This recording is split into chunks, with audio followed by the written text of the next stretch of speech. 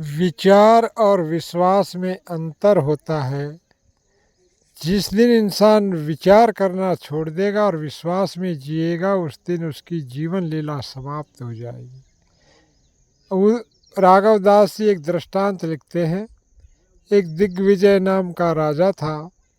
एक दिन वो शिकार खेलने के लिए जंगल में जाता है।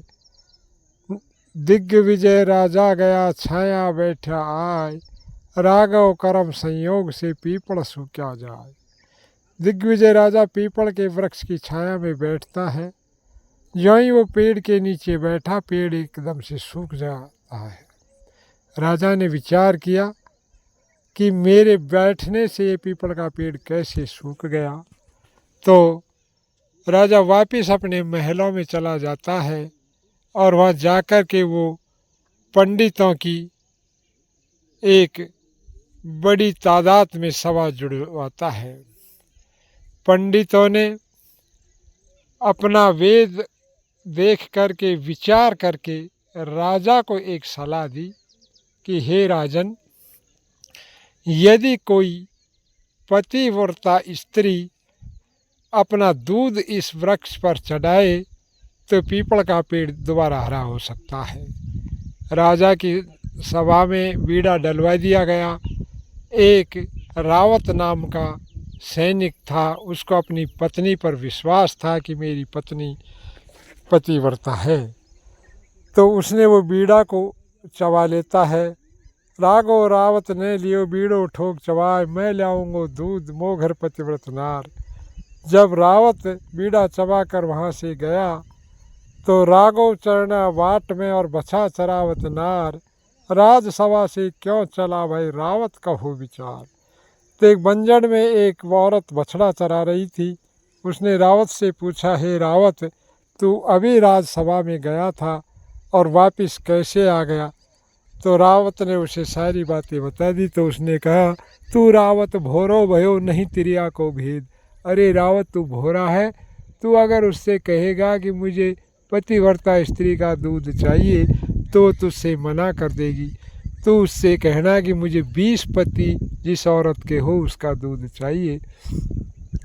तो रावत ने अपने घर जाकर अपनी पत्नी से ज्यों ही ये बात कही, राघव रावत ने कही सगली बात ज्यों हीस, कंत चिंत तुम मत करो मो पति हैं 19। हे पति देव, आप चिंता मत करो, मेरे 19 पति हैं और एक कम है जो मैं अभी बना लूँगी। रावत को बड़ा झटका लगा और वो वापस आया और उसी बछड़ा चराने वाले के पैरों में गिर गया और कहा कि अब मेरी लाज को तू बचा। तो उसने उसे धर्म की बहन बना करके और दोनों राजसभा की ओर चल दिए।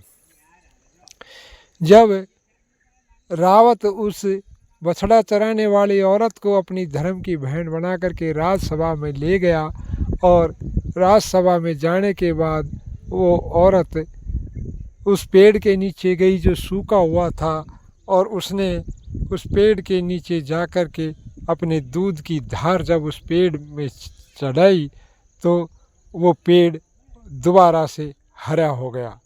पेड़ हरा तो हो गया लेकिन उसकी एक डाल फिर भी सूखी रह गई। उसने विचार किया, परमात्मा से विलाप किया कि हे परमात्मा, मैंने कभी सपने में भी पराया पुरुष नहीं देखा, तो ये डाल कैसे सूखी रह गई।